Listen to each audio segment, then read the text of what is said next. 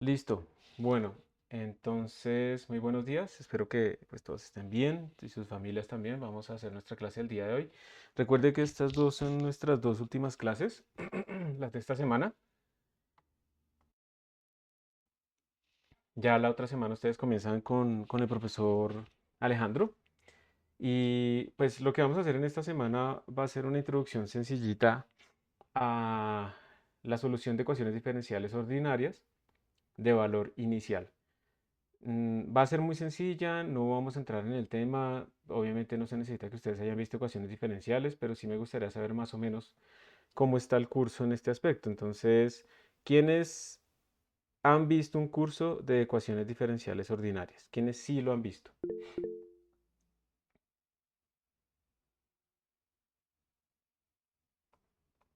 Listo. Más o menos casi la mitad, pero no todos. Ok, ahora esta pregunta es un poquito diferente, ¿no? La que les voy a hacer. ¿Quién no sabe qué es una ecuación diferencial ordinaria? Levante la mano. Digamos que diga, no, es que yo nunca he resuelto eso y yo nunca lo he utilizado. Entonces yo no sé qué es eso. No sé si Cristian y Luis Miguel ellos tenían la mano levantada desde antes. Supongo que fue que las dejaron. Las voy a bajar. Listo. Entonces, bien. Listo. Entonces digamos que parece que en general la mayoría tiene la idea, la noción de que es una ecuación diferencial. Y algunos, pues no solamente tienen la idea, sino que han tomado estos cursos. Con tener la idea es suficiente. Y pues vamos a empezar el día de hoy. El objetivo pues es saber cómo numéricamente resolver las ecuaciones diferenciales, porque por mucho que ustedes conozcan técnicas, hay algunas ecuaciones diferenciales y muchas de la realidad que no se pueden resolver de forma exacta si lo hagan con todas las técnicas posibles que hayan aprendido. Obviamente siempre es mejor en lo posible tener la solución exacta, esa es la optimización máxima, ¿cierto? Ahí está la solución y puedo explorar cómo depende de diferentes parámetros y diferentes condiciones, pero muchas veces eso no se puede. Entonces, lo primero es que vamos a partir de esto, de una relación que nos está mostrando a nosotros. Hay una función que nos dice cómo son las derivadas de nuestro sistema. Aquí estamos hablando de una ecuación diferencial de primer orden, porque la mayor derivada que tenemos es uno, el orden de esta derivada es uno, y estamos diciendo que la derivada de este estado y, puede ser z, puede ser x, cualquier nombre, respecto al tiempo es igual a una función del tiempo y de y. La clave y la diferencia y lo fundamental entre varios sistemas de ecuaciones diferenciales pues es esta función f. Esa función me dice cómo cambian las cosas. Entonces, si yo quiero resolver con las mismas técnicas otro sistema, pues lo que debo es adaptar esta f. Eso es lo único que tengo que hacer. No siempre depende explícitamente del tiempo. Digamos que un curso de ecuaciones diferenciales les enseña también cómo clasificar estos animales de diferentes maneras, de tal manera que sepan para cada caso cuál sería la mejor técnica posible de solución.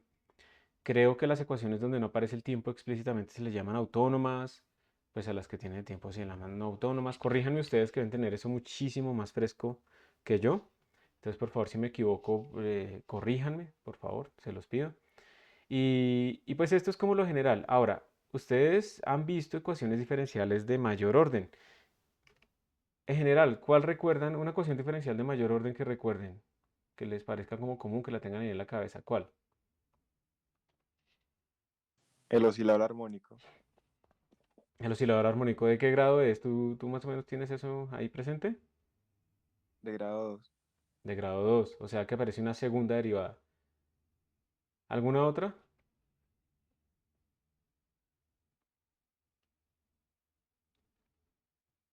Y el oscilador armónico se vuelve una segunda derivada porque viene como de la segunda ley de Newton que tiene la segunda derivada de la posición, ¿cierto? Porque tenemos ahí la aceleración. O sea, todas las ecuaciones que salgan con la segunda ley de Newton son ecuaciones diferenciales de segundo orden. Ustedes las han estado resolviendo desde su primer semestre, desde el colegio incluso, sin saberlo, porque eran casos especiales, ¿sí? Porque la segunda derivada era igual a una constante o algo así, entonces tenemos movimiento uniformemente acelerado. Pero eso lo que quería decir es que la segunda derivada era una constante y entonces eso tiene ciertas características útiles. Pero en general tenemos ecuaciones de mayor orden. Y también, o sea, hay una diferencia con esto que estoy mostrando acá. porque hay también ecuaciones diferenciales de mayor orden y también hay sistemas de ecuaciones. También uno tiene sistemas de ecuaciones para diferenciar, entonces y no es simplemente una variable, bueno, no es una función escalar y ya, sino que y es un conjunto de ecuaciones que tenemos que resolver. ¿A alguien se le ocurre un conjunto de ecuaciones que de pronto ya haya tocado, que sean de primer orden, pero que sea un conjunto de ecuaciones, un sistema de ecuaciones que nos pueda contar?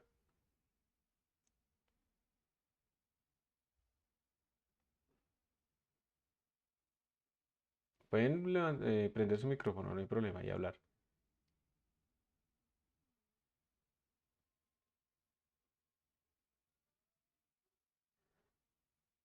Por ejemplo, el sistema de Lorentz del clima. Ese sistema es un sistema muy famoso. De hecho, es uno de los orígenes también del estudio del caos numérico, porque aquí se encontró pues numéricamente la sensibilidad a condiciones iniciales. Y es este sistema que tenemos acá, que tiene que ver con la temperatura, la presión, ¿sí? Entonces Lorentz modeló, pues con la ayuda de Ellen Fetter, ayudó a, digamos, terminan obteniendo ese sistema de ecuaciones, que es un sistema de ecuaciones de primer orden, ¿sí ven? Acoplado, porque tenemos pues las ecuaciones, las variables independientes aquí acopladas, y además es no lineal en las variables, pero no en las derivadas. Las técnicas que vamos a estudiar nosotros para resolverlas son para sistemas de primer orden, lineales, acoplados. ¿Y lineales en qué sentido? Lineales en que las derivadas no están a la un medio, no están a la 4 o algo así. Ustedes van a ver un poquito otras cosas que no tienen que ver con linealidad, pero tienen que ver con fractalidad con el profesor Alejandro. Van a ver derivadas fraccionarias. O sea, ya no vamos, no es que eso sea como la primera derivada a la un medio, sino a la derivada a un medio, que es diferente, ¿sí? Y que es una cosa que suena como raro. Pero eso se puede definir formalmente y se pueden estudiar sistemas que se comportan descritos por ese tipo de situaciones. Sistemas especiales, modernos, que también se pueden describir dentro de esas derivadas fraccionarias. Eso lo van a ver con el profesor. Entonces tenemos otra diferencia y es que podemos tener un sistema de ecuaciones. Obviamente la y que tenemos acá, pues no es la misma y que tenemos acá, ¿sí? Tener cuidado con eso. Se reutilizan muchas letras que no implican que sea la misma con dos significados diferentes, o el mismo en los ambos casos más bien, sino que son dos cosas diferentes. Entonces aquí hablamos de un estado vectorial que tiene tres componentes, x, y, z, y pues que tiene esta función de derivada que ahora se vuelve una función que recibe tres componentes, una función vectorial, y que retorna tres componentes. ¿Sí? Eso es lo que tenemos ahora. Entonces esa es como la generalización. Digamos que se puede capturar, lo que vamos a ver acá, se puede capturar un sistema de ecuaciones, pero pues queda como la idea de cómo así que yo puedo, si esto es una derivada de primer orden, cómo puedo hacer para describir una derivada de segundo orden. Entonces, aquí hay otro ejemplo, los sistemas de cuerpo bajo interacción gravitacional. Sí, señor, muchas gracias. También, eso es de segundo orden.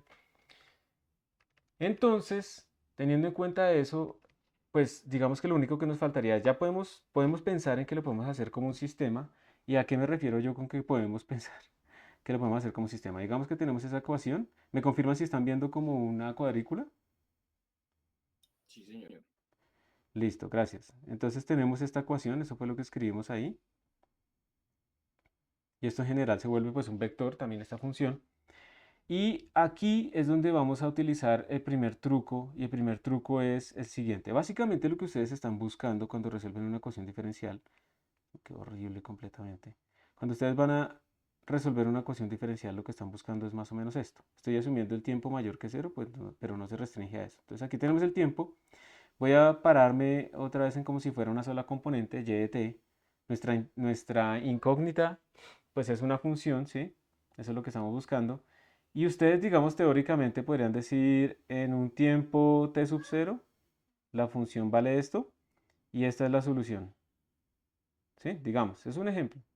Y esto acá, pues es el t final. Ese es el t inicial. Ahora, eso sería si no tuviéramos la solución teórica, pero no la tenemos. Entonces, lo que queremos hacer es, yo tengo esta información de nuevo, ¿sí? Al menos tengo y en t sub 0, eso lo tengo. Y necesito solo una de estas condiciones, pues porque solamente tengo aquí la derivada a la 1, ¿listo? Entonces solo necesito esta condición.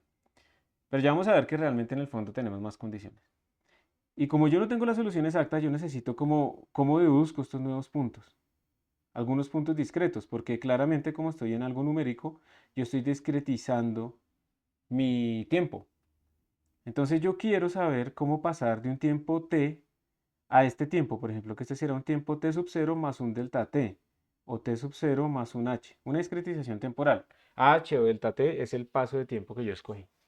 Esa es mi pregunta entonces. ¿Cómo paso de un tiempo t a un tiempo t más delta t? De tal manera que obviamente estoy cometiendo un error. Pues digamos que esto será lo exacto, lo que tengo acá, pero de pronto numéricamente me pega por acá, ¿sí? Entonces yo tengo como este movimiento, tengo aquí un pequeño error, un delta de y.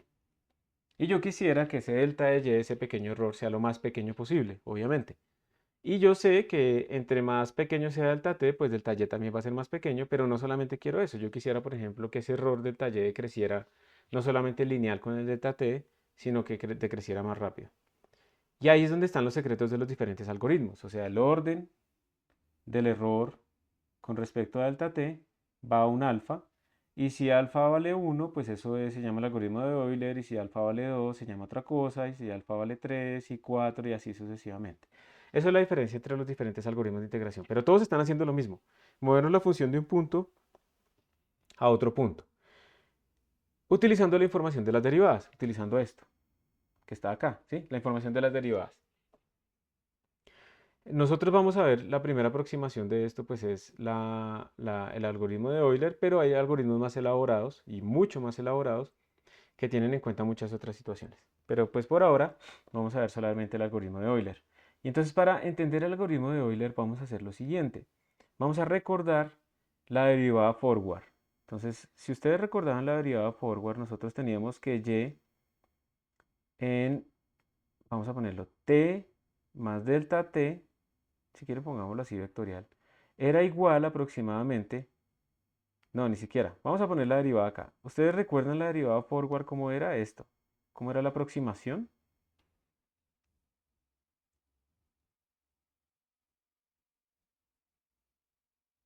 La derivada forward, yo no sé si lo pusieron en el chat, era la función evaluada en el t más h, o sea, en el punto siguiente, menos la función evaluada en el punto actual, todo dividido entre el h, o el delta t. Esa era la derivada forward, y esto tenía un error de h al cuadrado. ¿Listo? Esa era nuestra derivada forward. Entonces, miren, recuerden, yo lo que estoy buscando es el y o el estado en el tiempo siguiente. Entonces, simplemente pues lo despejo. Y en t más h va a ser igual.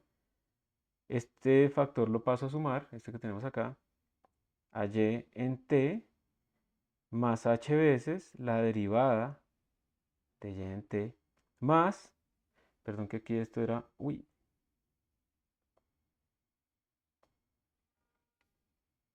esto era la 1. Y como multipliqué todo por h, más un orden de h al cuadrado. ¿Listo? Entonces miren lo que acabo de obtener. O sea, ya lo logré. Tengo el estado en el tiempo siguiente es igual al estado en el tiempo actual más h veces la derivada en el tiempo actual. Y eso con un error de orden h al cuadrado. Entonces ya tenemos un algoritmo para resolver nuestro sistema de la ecuación diferencial. Y eso es el algoritmo de Euler. Es muy sencillo, pero tiene sus problemas. Es sencillo, entonces por eso se utiliza para como un primer paso, pero tiene problemas, por ejemplo, los errores iniciales. Si yo arranco con una mala determinación de la condición inicial, esto normalmente se empieza a expandir. Por ejemplo, este algoritmo puede crear energía. Si yo lo pongo en un sistema, digamos, de una pelota acá, que esté rebotando en el suelo, ¿listo? Lo normal que va a pasar es que esta pelota va a caer, digamos que va a ser así, y con este algoritmo va a subir un poquito más, y va a subir un poquito más, y como que empieza a ganar energía, que pues eso es algo que uno no espera. ¿Por qué? Porque la escala de tiempo que se maneja mientras va cayendo es diferente a la escala de tiempo cuando colisiona. Cuando colisiona, esa escala de tiempo es mucho menor y este algoritmo, digamos, no está diseñado para ser adaptativo. Entonces tocaría disminuir mucho el delta t. Y si yo disminuyo mucho el delta t, pues lo que estoy haciendo es muchos más puntos. Y claro, me va mejor, pero es mucho más lenta mi simulación. Entonces por eso aparecen otros algoritmos de solución numérica.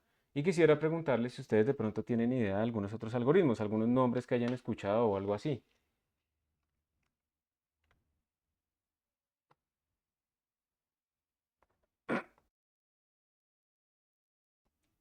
Rungecuta es el famoso, ¿cierto? Rungecuta hay de varios órdenes, hay de orden 2, 3, 4, 5, adaptativo. ¿Y ninguno más han escuchado o usado? Ever, ¿y ese Rungecuta en dónde lo usaste? En Método. el proyecto de introducción a la programación con usted para el problema de los tres cuerpos. Ajá, muy bien. Listo, entonces ahí cuando no tenías ni idea de que era una ecuación diferencial ni nada, ¿no?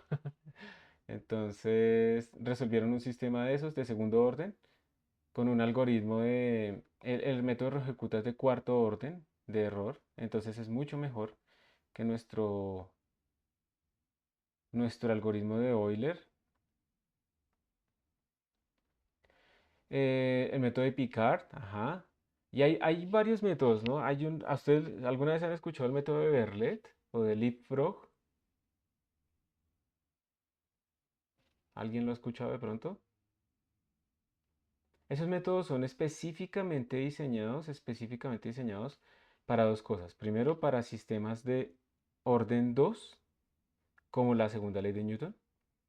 Y además tiene una característica que se llama, bueno, yo no sé cómo ponerla, simplecticidad. Son simplécticos. Cuando ustedes vean mecánica analítica, probablemente van a ver algo que sea la evolución en el espacio de fase y la característica de ser simpléctico, que es conservar el volumen y no sé qué cosas. Estos métodos simplécticos, o sea que están definidos a partir de esos operados de evolución en el espacio de fase, tienen la característica de que dentro de lo numérico conservan la energía. Entonces siguen las trayectorias exactas sin separarse demasiado, entonces son muy buenos. Y se utiliza muchísimo, por ejemplo, el de Verlet para las simulaciones gravitacionales, pues el que vaya a hacer simulaciones en algún momento de galaxias y cosas así, va a familiarizarse con ese método porque su precisión, bueno, su orden de error en la posición es de orden delta t a la 4 en la velocidad de delta t al cuadrado. Pero cuando ustedes tienen fuerzas gravitacionales, ahí lo que importa más es la precisión en la posición, no en la velocidad. Entonces, por eso es muy famoso y se utiliza muchísimo en esa área. Y hay muchísimos más, ¿sí? También, dependiendo del sistema, hay métodos adaptativos que mezclan orden 4 y orden 5 y cosas así, para ir viendo cuándo el delta t tiene que ser más chiquito. Como en este caso del rebote, el delta t por acá, digamos delta t1, puede ser más grande que el delta t por acá, delta t2. ¿Por qué? Pues porque una colisión, digamos, entre más duros sean los materiales, pues va a durar menos, pero las fuerzas son gigantes. Si yo graficara aquí la fuerza es una vaina así grandísima, como una delta. Bueno, a ver si la podemos hacer mejor. ¿Listo? Y entonces eso hace que este ancho, que es el delta T2, sea muy pequeño y la altura de esa fuerza sea muy grande. Entonces yo aquí sí necesitaría un delta T más pequeño, pero no lo necesito cuando está cayendo. Entonces esto es lo que hacen estos métodos adaptativos.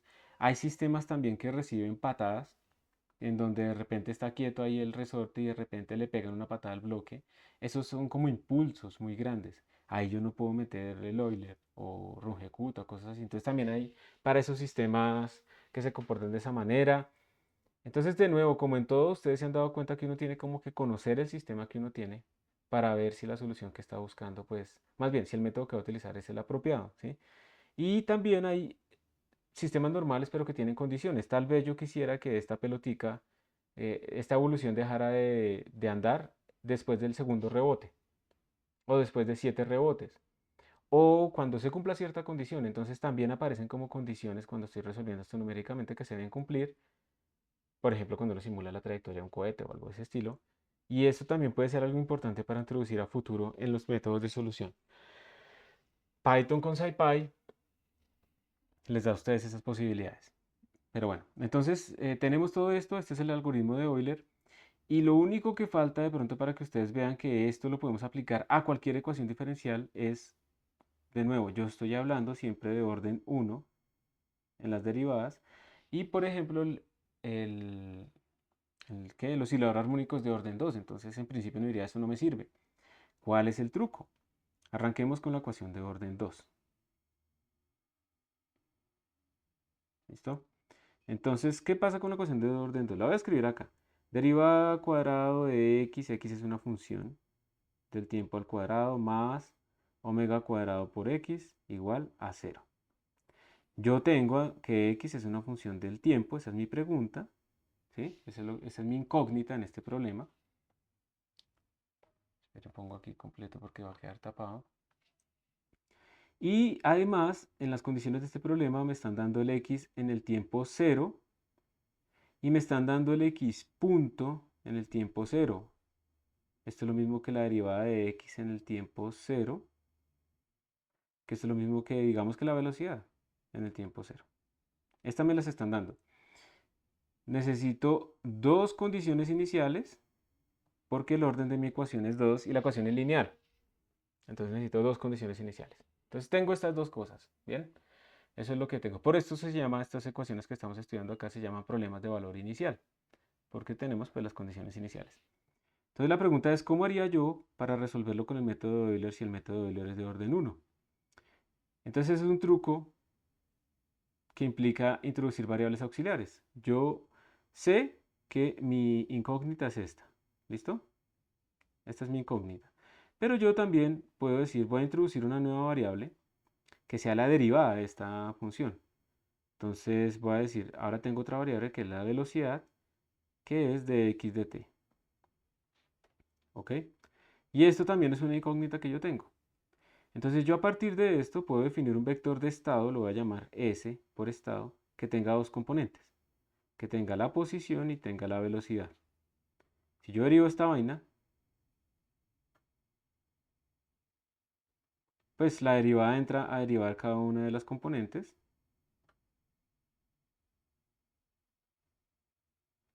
Pero observen el truco. Voy a ponerlo explícitamente. Esto es de x de t y esto es segunda derivada de x de t al cuadrado. Y vuelvo a mirar mi vector de estado. ¿Quién es de x de t? Pues v. ¿Quién es segunda derivada de x de t al cuadrado? Pues es menos omega por x. Entonces observen que al haber reescrito, pues al haber introducido esta primera derivada como variable auxiliar y crear este nuevo vector de estado, yo pude escribir la derivada de este vector de estado en términos de sí mismo, porque miren, esta vaina me quedó ds de t igual, lo voy a volver a escribir, b menos omega cuadrado por x, pero esto es lo mismo que escribir s de 1, ¿cierto? Que es esta es la segunda componente, menos omega cuadrado por s de 0. Que incluso lo podría escribir como una matriz, algo por algo, multiplicando el vector s de 0 y el vector s de 1. ¿Sí? ¿Cómo sería esto? Sería 0, 1 y aquí sería menos omega cuadrado 0. ¿Sí? Eso sería lo que yo podría hacer acá. ¿Ok? Entonces, bueno, y las personas que de pronto vieron ecuaciones diferenciales, no sé si recuerdan si vieron sistemas de ecuaciones, que esta matriz con sus valores propios, mejor dicho, tiene codificada todas las soluciones y demás, pero pues en eso no vamos a entrar. Vamos a quedar en esta parte. ¿Sí? Entonces miren que yo puedo reescribir esto como ds de t igual a una función vectorial que recibe el tiempo y recibe ¿el qué? El vector de estado, que es exactamente, que es exactamente lo que necesitamos como un sistema de orden 1 para aplicar el algoritmo de Euler y cualquier otro algoritmo. Entonces, por eso básicamente todos los algoritmos que nosotros estamos estudiando para resolver ecuaciones diferenciales de valor inicial son algoritmos que se expresan a partir de ecuaciones diferenciales de primer orden, porque cualquier ecuación diferencial de orden n lineal en las derivadas la puedo convertir en n ecuaciones diferenciales de orden 1 en un sistema y por lo tanto pues puedo resolverlo. ¿Hay alguna pregunta hasta acá?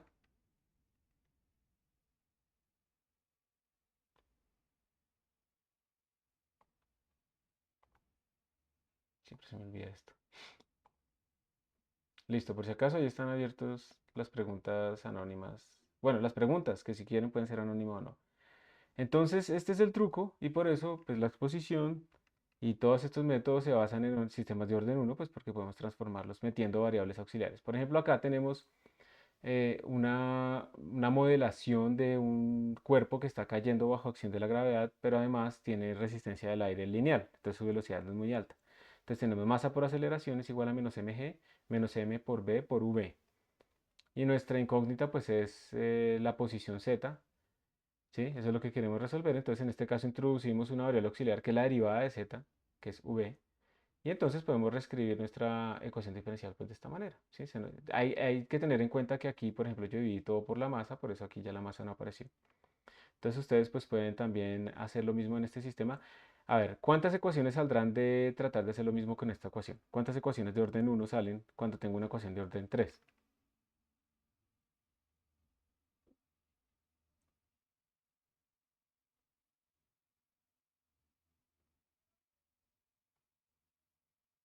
Salen 3, ajá, muy bien. Tengo que introducir dos variables auxiliares, la primera derivada y la segunda derivada. Y con eso pues ya me aparece en la ecuación. Esta es una ecuación entonces que también puedo representar.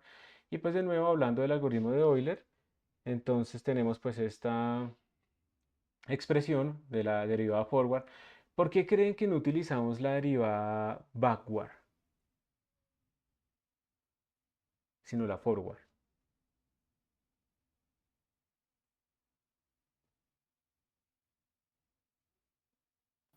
De pronto porque la condición que tenemos es inicial y no final. Por ejemplo, está muy bien, exacto. Si fuera una final yo quisiera irme hacia atrás, entonces utilizaría la backward, ajá, que es lo mismo que es porque como tenemos la inicial queremos avanzar hacia adelante y no es que tengamos la final para avanzar hacia atrás. Bien, muy bien. ¿Por qué no utilizaremos la central?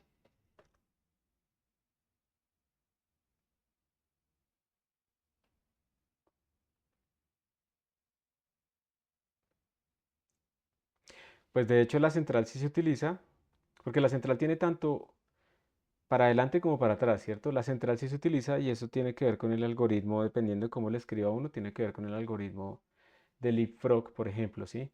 Entonces sí se utiliza, la derivada central sí se utiliza, pero es en otra formulación. O el algoritmo de Verlet también tiene que ver por ahí, pero sí se utiliza. Entonces, bueno, este es nuestro algoritmo de Euler y como les decía, entonces partimos de las condiciones iniciales, entonces tenemos una iteración cero, el tiempo ahí vale cero, entonces tenemos las condiciones iniciales, esto está dado, esto es lo que tenemos nosotros al inicio, y empezamos a iterar, entonces en la segunda iteración ya el tiempo vale delta t, le sumamos nuestra discretización y estamos calculando cuánto vale y en delta t, que sería igual, de acuerdo a esta expresión, a y en cero, condición inicial, más delta t veces la derivada evaluada ya en y cero. Entonces esto nos da el tiempo siguiente.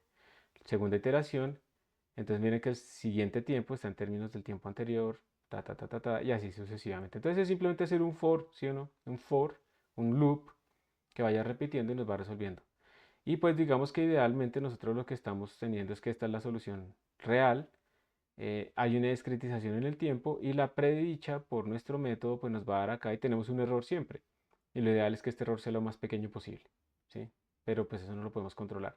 Cuando estamos utilizando el algoritmo de Euler, lo que estamos haciendo es una interpolación lineal entre los dos puntos y cruzando los dedos para que eso más o menos dé bien. Pero pues hay métodos mucho más avanzados. Ahora bien, esto es un ejemplito que viene en el libro del Chapra, donde les voy a mostrar la comparación entre la solución que se obtiene a partir del algoritmo de Euler con el algoritmo que nos da SciPy. Y vamos a mirar manual de SciPy para que observemos las diferencias. Entonces esta es la ecuación diferencial que queremos resolver. Ahí sí ya está sencillita. Es no autónoma porque tenemos el t ahí explícito. Esta es la solución teórica para que podamos comparar. Se va a resolver desde t igual a 0 hasta t igual a 4 en pasos de delta t de 1. Eso es un paso bastante grande, ¿no? Delta t igual a 1. La condición inicial es que y vale 2 cuando el tiempo vale 0. Y para eso, pues vamos a comparar también con solve IVP, que es la función que nosotros necesitamos. Entonces, este es como el marco general que utiliza SciPy para hacer integración. No sé si lo recuerdan, el SciPy Integrate. Y ahí tiene integración de funciones, el quad, double quad, triple quad, bla, bla, bla. Pero también tenemos para resolver sistemas de valor inicial. Entonces la función general que vamos a utilizar es esta, solve IVP. Ya vamos a ver el manual. Pero hay muchas más. Está el rungecuta 2.3, está el rungecuta 4.5, ¿sí? Que son adaptativos. Está el de Dorman-Prince, que lleva un rungecuta de orden 8. Y ojo, uno diría, pues ¿por qué no utilizo siempre el de orden 8? Pues porque entre mayor es el orden, lo que yo estoy haciendo es poner más puntos acá intermedios para interpolar mejor mi función. Entonces cuesta más, ¿sí? Entonces hay que tener un balance entre el orden de mi algoritmo, la cantidad de puntos que debo tomar, el desempeño de mi algoritmo y demás. Ya hay varios otros. Por ejemplo, este SODA, LSODA, es para sistemas como esos que les decía que tienen como rigidez, que uno los patea o que de repente, digamos, hay una función que representa las derivadas, que de repente es así suavecita y después pega así una cosa, se crece muy rápido. Ahí es preferible utilizar este tipo de algoritmos y ahí pues otras más, ¿está bien? También aparte de esto hay una función para resolver boundary value problems, también existe, es un poquito más complicada, eso no lo vamos a alcanzar a ver, pero cuando ustedes vean solución de la ecuación de Laplace y cosas de eso con el profe Alejandro, probablemente ahí lo van a poder ver de nuevo. Entonces nos vamos a concentrar en el solve IVP. Mire que por aquí no hay nada de Euler, ¿no? Porque eso realmente no es el mejor método. Y si vamos a mirar el método de solve IVP, pues recibe muchas cosas. Primero que todo recibe la función fun. Y esa función fun es el right hand side of the system, o sea, básicamente la función de derivadas. Miren que nosotros todo el tiempo hemos estado escribiendo que las derivadas se escriben a partir de una función. Esa es la función que se recibe, porque es que esta es la función que determina el sistema.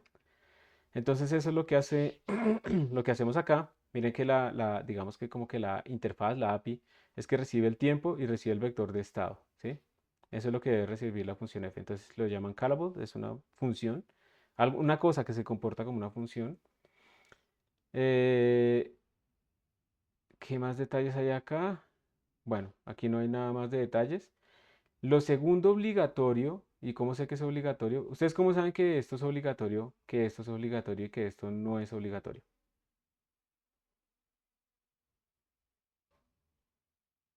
En las llamadas de estas funciones de Python.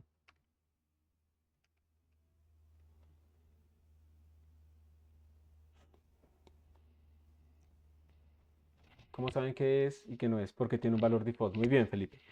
Las cosas que tienen un valor default, que tienen un igual ahí, pues no tienen valores obligatorios a darle, sino que ya tienen un valor por defecto. Entonces no es necesario mandarlos, ya tienen un valor por defecto, ¿sí? Entonces la función fun obviamente es obligatoria, pues porque eso es lo que termina mi sistema.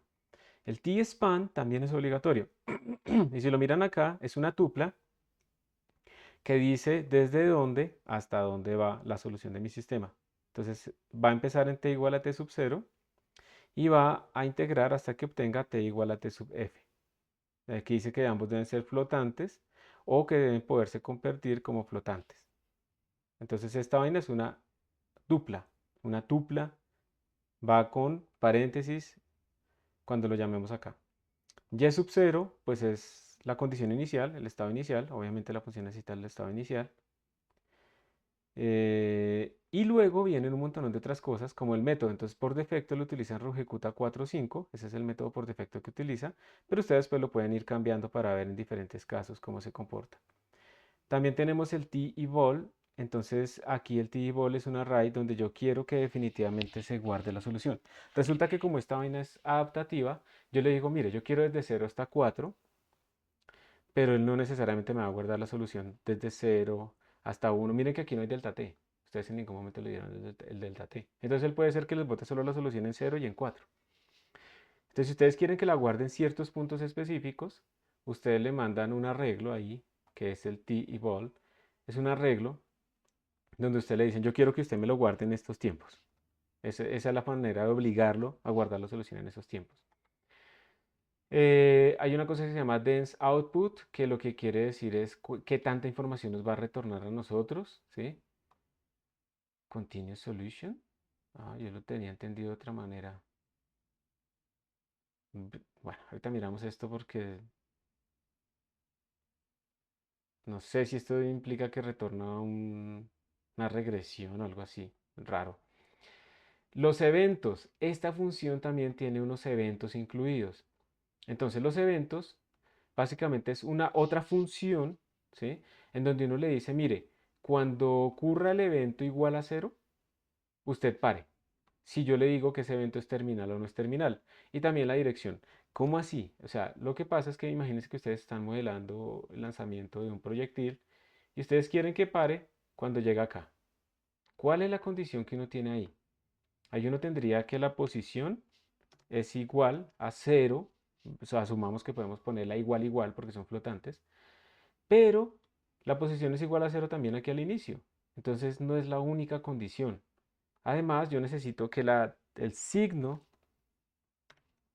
de la derivada sea negativo para saber que está bajando y no que está subiendo. No estamos al principio, porque si no, pues yo lo haría parar acá. Entonces eso es lo que quiere decir la direction, ¿listo? Este signo de la derivada. Entonces esto nos permite a nosotros distinguir entre ir bajando e ir subiendo. Y si ustedes además le ponen terminal true, entonces este man termina. Y si no termina, ¿sí? Simplemente ustedes lo que van a hacer es que esto les avisa. Ocurrió esta condición 7 veces. Yo, por ejemplo, quiero preguntarle cuántas veces invirtió la velocidad o algo así, pero no quiero que pare. Entonces no le pongo terminal true, le pongo terminal igual false. Entonces él en la salida que me retorna me va a decir 7 veces ocurrió el evento, 8 veces ocurrió el evento, cosas de ese estilo. Entonces es muy útil que no siempre lo termine ahí, ¿sí? Es para esa razón. ¿Qué más? Vectorized. Entonces es para saber si nuestra función se puede llamar de forma vectorizada o no. Si está vectorizada o no está vectorizada. ¿Qué más? Los argumentos. A veces nuestra función de derivadas no solamente recibe el t y el y, sino que también recibe parámetros. La masa, la gravedad, el coeficiente de viscosidad, lo que sea. Entonces uno le puede decir, mire, los argumentos que yo quiero que usted utilice, como acá, miren. Entonces tengo el t y el y, eso es lo que él espera. Entonces tengo que mandarle estos 3 argumentos para que él la pueda utilizar. Si no, él va a decir, oiga, yo necesito una función que solamente reciba t y usted me manda una función que recibe 5 cosas. Pero si yo le mando los argumentos, estos otros 3 argumentos, o el arreglo que lo representa, él ya va a poderlo utilizar. Y hay más cosas para parar, unas tolerancias, el jacobiano, que son las derivadas, si lo calcula numéricamente o si lo hace exactamente y muchas más, pero por ahora pues nos quedamos con esto. ¿Y qué nos retorna? Nos va a retornar el tiempo, un arreglo de tiempo donde lo evaluó. Si no le mandamos nosotros el t-eval, él nos retorna lo arbitrario que él escogió. Si le mandamos el t-eval, pues nos va a mandar un t que corresponde con esos mismos tiempos. Las soluciones nos las va a enviar.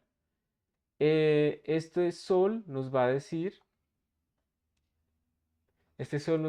si se encontró solución o no. Estos son los eventos en los que ocurrieron, los tiempos en los que ocurrieron los eventos, el valor de y del estado cuando ocurrieron los eventos, cuántas veces se evaluaron los jacobianos, la función, bueno, otras cosas como para uno saber qué tal va la solución, el estatus, si finalmente se encontró la solución o no. Y si fue exitoso o no. ¿Esto por qué? Porque a veces yo quiero como resolver la ecuación y si lo hizo exitosamente sacar el valor final. Luego cambiar un parámetro, resolver la ecuación, si lo hizo exitosamente sacar el valor final y así sucesivamente. O sea, yo lo que estoy buscando son los valores finales en función de un parámetro, cosas de ese estilo. Entonces es bueno saber si finalmente sí se encontró solución o no. Entonces miren que es una función bastante versátil, ¿sí? Y esto es lo que vamos a comparar acá, la integración. Entonces yo les voy a ir explicando esto que tengo acá, este código, para que lo podamos ver y entender. Entonces lo que estoy haciendo es importar NumPy y de SciPy Integrate estoy importando la función solveIVP, que es la que vamos a utilizar. Defino el corazón del problema. El corazón del problema es la función de derivadas. En este caso es una función escalar. Recibe pues este estado y me retorna esto que es un número también. Si tuvieran que hacerlo vectorial, pues lo que hacen es ponerle corchetes y retornar las dos cosas o las tres cosas o lo que necesiten, ¿sí? Y ya, eso es todo. Ese es el corazón del problema. Aquí es donde está la física, aquí es donde está el modelamiento matemático, es acá. Aquí pongo la función teórica porque quiero comparar.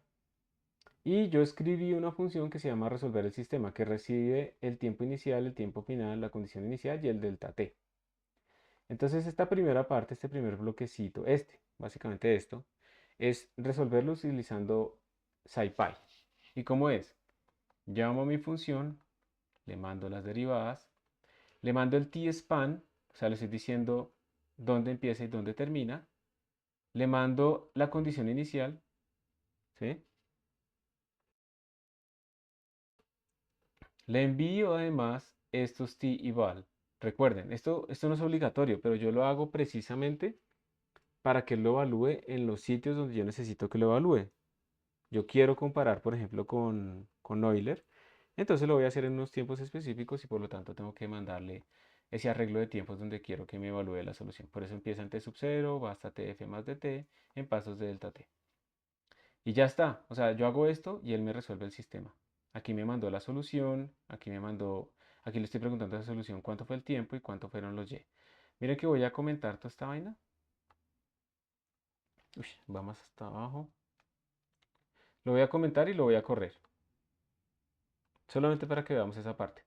Entonces observen que ya lo corrí y estoy imprimiendo la solución, el tiempo y también de la solución sus posiciones. Entonces miren que cuando yo imprimo la solución tiene un montón de cosas. Tiene un mensaje, ese mensaje dice Solver successfully reached the end of the integration interval. Entonces bien, lo terminamos bien. Dice que evaluó, por ejemplo, la función f, la de las derivadas, 26 veces. El jacobiano 0 veces, no hizo descomposiciones LU. Esto yo no sé qué será, no me acuerdo. El estatus es 0, o sea, 0 errores. Hubo success, fue exitoso. El tiempo, pues es este que le mandamos nosotros. Nosotros lo obligamos a evaluarlo ahí. No hubo eventos, no le mandamos función de eventos. Y esta es la solución que encontró. Entonces llévale 2, 3, no sé qué, no sé qué, no sé qué. Y no hubo eventos de y. Y luego pues yo puedo extraer el tiempo simplemente escribiendo sol.t. Entonces miren que aquí este t salió explícitamente, es este mismo. Y sol.y también lo pude obtener. ¿Sí? Entonces ahora lo vamos a pintar. Voy a ir descomentando. Ahorita metemos Euler. Voy a ir descomentando las cosas que necesito.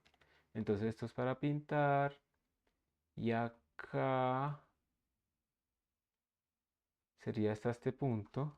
Lo voy a descomentar. Voy a activar la leyenda. Y voy a activar esta parte aquí también. Entonces observen ahora sí la solución. Miren que la teórica es la café, que está saliendo acá. Y observen los puntos que nos están dando pues la solución con SciPy. Que son bastante buenos, ¿no? Están bastante encima. Si uno lo mira así gráficamente, eso dio perfecto. Si uno lo mira, pues aquí, ya las diferencias. Mira, aquí estoy graficando la resta, no la relativa, sino la resta. Observe pues que al principio obviamente da 0 porque la condición inicial y todo el mundo la tiene igual.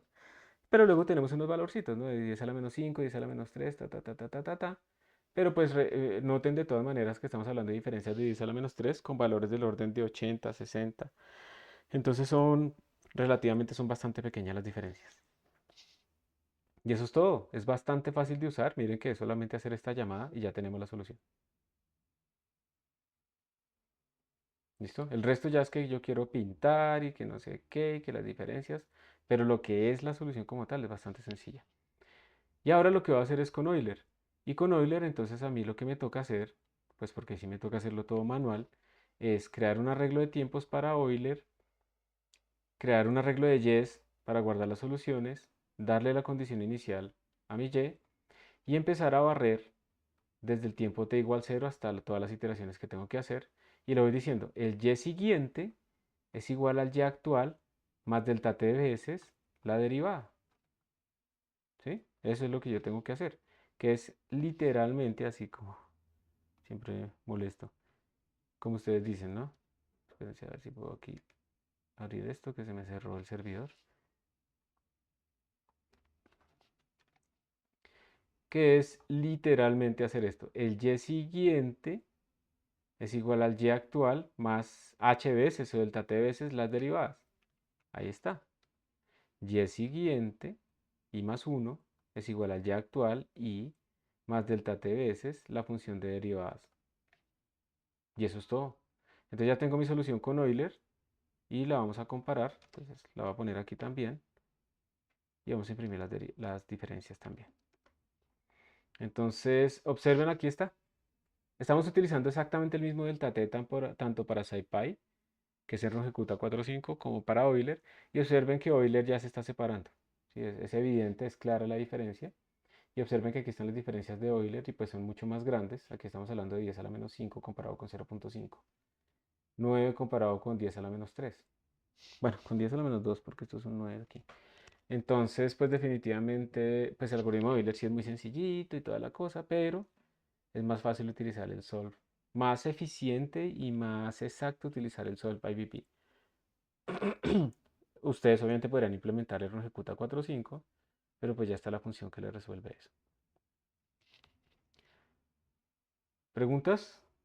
¿O todo claro hasta acá?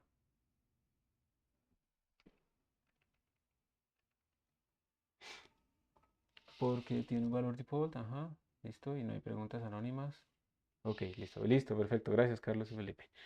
Entonces, pues aquí hay un problemita en donde pues, se tiene que resolver este problema de valor inicial, desde t igual a 0 hasta 2, donde y 0 vale 1, y es esta ecuación, pero pues es súper sencillo, ¿no? Lo único que cambia es la función de derivadas y las condiciones iniciales de nuestro sistema y el time, el t-span, nada más.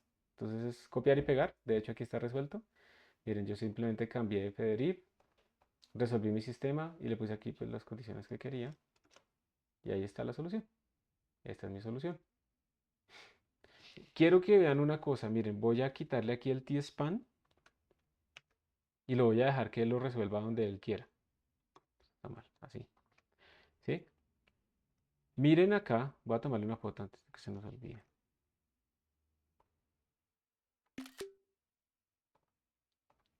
Esto es cuando yo le obligo a que me lo evalúe en ciertos tiempos porque me sirve.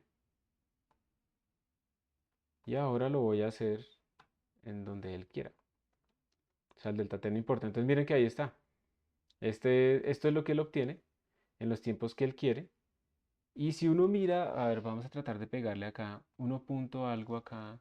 Miren que sí coincide, ¿cierto? Es como este valor. Entonces realmente las cosas sí dan iguales, dan parecidas. En el 2 nos dio cercano al 2 por encima del 2.5, o sea, realmente da igual, pero son muchos menos puntos.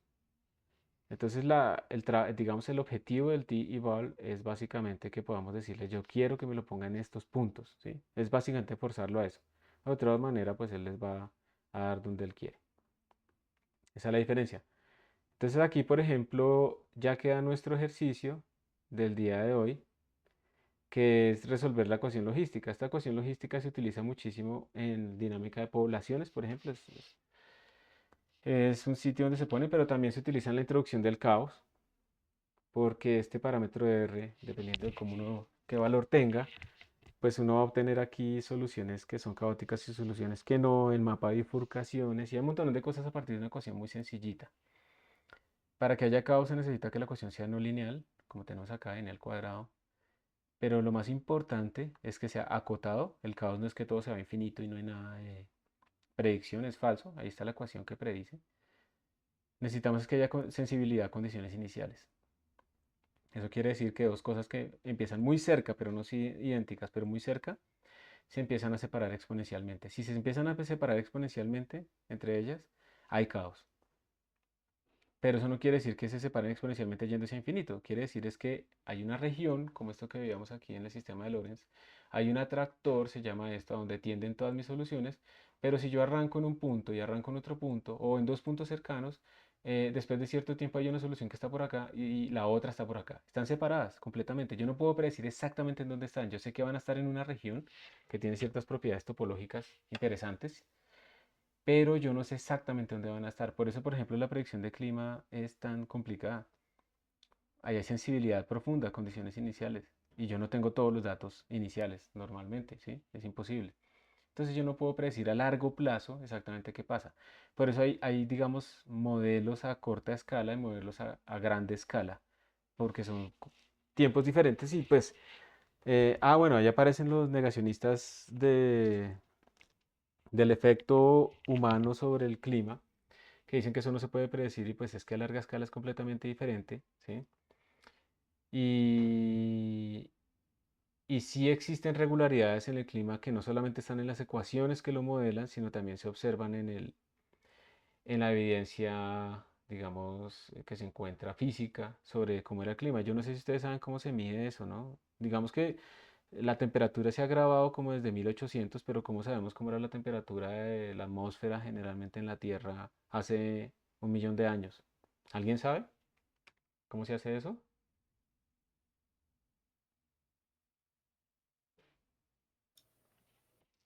Pues supongo que habrá varias formas para ir tomando datos, pero recuerdo una en el que se usaba la concentración de elementos en algunas capas de los casquetes polares y Sí, muy bien. dependiendo de eso se estimaba algunos datos. Muy bien, perfecto. O sea, la temperatura afecta la concentración en la atmósfera de ciertos gases y, y entonces, y eso queda atrapado en burbujitas pequeñas dentro de los minerales. Entonces, sacando esas capas que se pueden datar de otras maneras para saber a qué tiempo corresponden, se puede también saber la temperatura en ese momento de la Tierra y la composición atmosférica. Entonces, lo que sí se encuentra es que hay ciclos, entonces es falso. A veces es que, mejor dicho, la cosa es que cuando uno quiere defender algo, hay que defenderlo diciendo siempre la verdad. Si uno empieza a decir exageraciones, pues porque el punto es muy importante y yo quiero que genere un impacto, pero empiezo a exagerar las cosas, entonces empieza la gente a atacarlo porque no está basado en la realidad. O si uno empieza a utilizar como las palabras de mayor impacto, constantemente las trivializa, ¿sí? Entonces, por ejemplo, acá a veces se dice, no, es que este verano fue el más caliente de la historia. Eso no es cierto. El más caliente de la historia reciente, ¿sí? Pero la Tierra estaba más caliente y no estoy refiriéndome a cuando se formó por los volcanes que era hipercaliente y todo eso, ¿sí? No, en la historia la Tierra estaba más caliente. La Tierra tiene ciclos. Todo eso es cierto. Y la Tierra se va a enfriar en algún momento. Hemos tenido también glaciaciones. La humanidad existió durante mucho menos tiempo que lo que se ha vivido pues en la escala geológica. Entonces no es cierto, digamos, que la Tierra esté en el momento más caliente posible, ¿sí? Lo que sí es cierto, y esta es la parte clave, es que cuando uno hace zoom, esos ciclos son de escalas geológicas de 10.000, 50.000, 100.000 años, y resulta que en los últimos 200 años hemos aumentado muchísimo más. La tasa de cambio, la derivada del aumento de la temperatura, ha sido tremendamente inmensa. O sea, la escala de tiempo en la que ha ocurrido ha sido apenas 2 siglos, y eso es demasiado corto comparado con los siglos de Stankovich o algo así que existen en en el clima, digamos, genérico de la Tierra. El problema es la derivada, el problema es que ha aumentado demasiado. Y eso es un ciclo con feedback, con autoalimentación. Entonces, cuando empieza a aumentar tanto la atmósfera, aumenta tanto la concentración de CO2, esto incluso aumenta la acidez en el océano y cambia las corrientes de océano. O sea, el problema no es la temperatura como sí, que, ay, que nos va a dar calor. El problema es la comida. Ese es el verdadero problema. Se van a afectar completamente todas las producciones, tanto de las cadenas tróficas como la producción de comida, tanto en el mar como en la superficie. Y ahí es donde va a estar el problema fundamental del calentamiento global. Aparte, pues, de las inundaciones en las partes costeras y demás, ¿sí? Entonces, sí es cierto que es grave, sí hay evidencia científica de que el humano, el hombre, ha aumentado una tasa muchísimo mayor la concentración de CO2 y eso ha llevado a una correlación causal en el aumento de la temperatura y el problema no es que eso suceda cíclicamente, el problema es que está ocurriendo en una escala muchísimo más pequeña, 2 a 3 órdenes de magnitud más rápido de lo que normalmente sucede en la Tierra. Y eso pues pone en peligro pues a la raza humana no a el planeta, ¿sí? El planeta va a seguir. Entonces, ay, sí, que es que el mundo está terrible, mejor que se acabe, sí, pero pues uno está hablando muy ligeramente del sufrimiento que le va a infligir a un montón de personas, pues por la visión fatalista que tiene uno también en ese aspecto. Entonces, sí hay evidencia, eso no hay que negarlo, pero pues es muy complicado también decirle a los países pobres, ustedes dejen de utilizar carbón, porque pues así fue que se hicieron ricos todos los países, ¿sí? Quemando carbón porque esa es la energía inmediata. Y entonces, ¿cómo hacer, no? Son varios dilemas, o sea, eso no es fácil. Resolver la pobreza está en la raíz de resolver el cambio climático y por eso no es sencillo. Sí, uno puede reciclar y todo eso, pero cuando uno mira el gasto energético y el gas y la polución que generan las empresas, eso es muchísimo mayor. Y hasta que no esté vinculado el sistema productivo también a la cuestión de reciclaje y a la cuestión de mantener el medio ambiente, de nada sirve todo lo que uno haga lastimosamente. Que no quiere decir que no hagamos.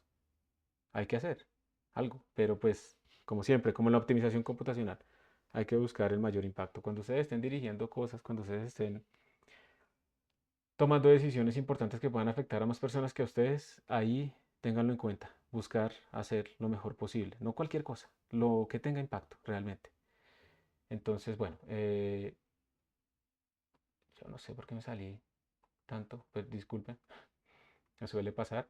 Entonces la idea es esta, resolver ese sistema. Como ustedes pueden ver que aquí este sistema de poblaciones se utiliza bastante. Si ustedes, digamos, quitan esta parte que tenemos acá, si esto lo quitan, si solamente dejan el R por N, con R positivo, pues esto es una población que no tiene competencia.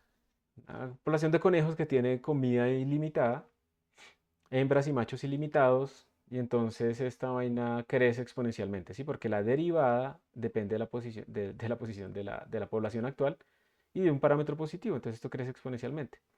Este término de acá lo que simula es un poquito la competencia, ¿no? Yo, si tengo demasiados en mi población, pues empiezan a escasear los recursos, entonces hay una competencia y se satura. Entonces, esto es un modelo muy sencillo, pero que tiene como las dos cosas fundamentales de la dinámica de poblaciones. Y la idea es resolver esto para diferentes valores de R y de K. Entonces aquí está como la base, la plantilla. La idea es que aquí vamos a poner pues una función que calcula las derivadas. Ustedes ahí verán si tiene que poner más derivadas o no. Y además recibe dos parámetros, el R y el K. Entonces hay que utilizar el SciPy solve IVP apropiadamente, hay que mandarle unos parámetros. La idea es resolverlo y pues que estas llamadas den algo. ¿Sí? Eso tiene que dar algo, entonces yo quiero comparar para diferentes parámetros. Esto es lo que se hace normalmente. Uno no solamente resuelve para una ecuación, sino que uno resuelve como para varias condiciones, ¿sí? Y va viendo qué pasa, como la sensibilidad con diferentes parámetros. Y esto es lo que permite a uno sacar conclusiones. ¿Listo? Entonces ese es como el ejercicio. Y antes de ponerlo, pues quiero mostrarles que aquí está lo de los sistemas, que ya lo hablamos al inicio. Entonces cuando es un sistema, nuestra función ya no es retorna un escalar, sino que retorna un arreglo, un NumPy array. Esa es la única diferencia, ¿sí? Y también hay condiciones, digamos, esto es una vaina que, un ejercicio de un proyectil que sube, y sube tanto que ahí ya es importante tener en cuenta el efecto gravitacional. Entonces por eso hay una dependencia con el radio de la Tierra, un misil balístico, ¿sí? Entonces hay dependencia con el radio de la Tierra y por lo tanto yo quisiera que parara cuando pues cayera. Entonces tengo una función que ya no es trivial, pero además tengo que ponerle un evento.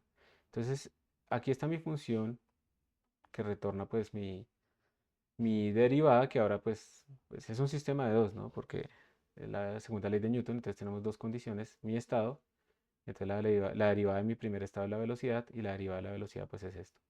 Pero lo que quiero mostrarles es acá, cómo se define un evento. Entonces yo defino una función que retorna un valor. Recuerden que los eventos es cuando ese valor vale cero. Si ustedes quieren saber cuándo esto vale 1000, pues aquí le ponen -1000. De tal manera que cuando esto valga cero fue porque y de cero, la posición, vale 1000. Si ustedes quieren es que la velocidad valga 25, entonces le ponen aquí y de 1, que es la velocidad, menos 25. O sea, recuerden que lo que se busca es cuando esta cosa está cercana a cero. Eso es lo que se está buscando, ¿sí? Entonces, si yo la pongo así, estoy diciendo que estoy buscando el evento cuando y es igual a cero, cuando bueno, y de cero vale cero, o sea, cuando la posición vale cero. le estoy colocando que terminal igual true, entonces va a parar ahí. Y además le estoy colocando la dirección, -1. Entonces miren que esto es como raro, no sé si ustedes lo han visto, esta es la función hitGround. Y la función hitGround entonces va a tener un miembro interno implícito llamado terminal y un miembro interno implícito llamado direction. Eso es lo que, así es la manera en que podemos poner eventos. ¿Ok? Esa es la forma en que podemos colocar nuestros eventos y entonces observen que al final, en este problema, yo le mandé aquí en el argumento de eventos,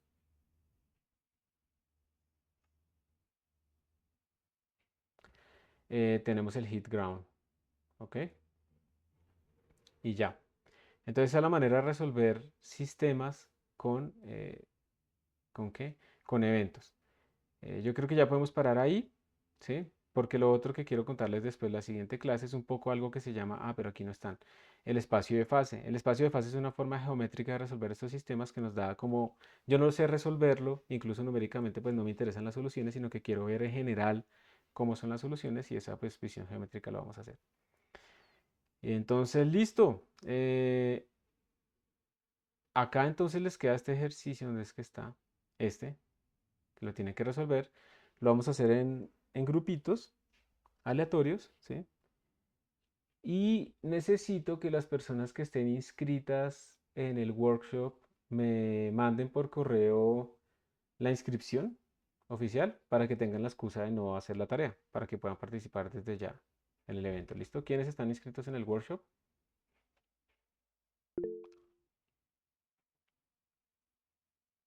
Listo, entonces ustedes, digamos, estarían exentos de hacer esto acá, pero espérense, hago los breakout rooms y digamos que lo tendrían que hacer más adelante. Entonces, ¿saben qué? Más bien vamos a hacer una cosa, lo vamos a dejar abierto para que se entregue hasta la noche, lo hacen ustedes en el momento que quieran, ¿listo? Y también les voy a dejar libre con quién lo hagan, pero va a ser en grupos, mínimo a dos, máximo a cuatro, y con eso pues las personas que están ahorita en la clase pueden terminarlo de una vez. Eso será lo que yo haría, yo no me pondría a esperar a hacerlo después. Estoy en la clase, tengo el tiempo, lo termino y me zafo de esa vaina. Y los otros que están en el evento y van a estar participando en las charlas o algo así, pues lo pueden hacer mucho más tarde. ¿Listo? ¿Está bien? ¿Están de acuerdo? Listo. Entonces con esto terminaremos nuestra tarea en nuestra clase en este momento y ya les voy a poner en el Classroom la tarea, que es resolver este sistema y lo que tienen que mandar pues es la foto de la solución y la foto de la gráfica que están obteniendo. Y eso es todo. Y para responder la pregunta de Juan Esteban, ¿por qué la precisión de la solución es independiente del número de puntos? Porque esto es al ser un método adaptativo, realmente él está evaluando, digamos, él está mirando, si yo utilizara este delta t o utilizar un delta t más grande, el error se mantiene ajustado en h, en 10 a la menos algo. Y definitivamente él descubre que efectivamente con este delta t que está utilizando acá, que con este delta t que está utilizando acá, le da el error acotado y es suficiente. Entonces, pues ya está. El problema sería si nosotros le dijéramos que utilizara, por ejemplo, un delta t de 1.5. Entonces ahí probablemente el sistema sí va a mostrarnos unas diferencias y unos errores. Entonces, bueno, ahí para que lo miren. El link del collab, sí, yo aquí se los copié, se los voy a volver a pasar. Eh, Profe, una pregunta, ¿de qué workshop es que están hablando? ¿No? El workshop de mecánica estadística que organizó el profesor José Daniel y un profe de los Andes, que no me acuerdo cómo es que se llama, Ah, ok, ok, que es el cuarto workshop en Statistical Physics, sí. ok, listo. Gracias. Listo. Bueno, entonces estén pendientes del Classroom, vayan resolviendo esto. Yo lo que haría a los que no están en el workshop y tienen ahorita esta hora libre es hacerlo de una vez, no dejarlo para la noche a las 2 de la mañana. Y ya está. No, ni siquiera, porque eso se va a entregar hoy. Bueno, yo les pongo ahí. Entonces ahí terminamos la clase, terminó la grabación. Nos vemos el miércoles. Que estén muy bien. Hasta luego, profe, gracias. Hasta luego. Que estén muy bien. Hasta luego, profe. Gracias, profe. Buen día. Con gusto que estén bien. Igualmente, feliz día.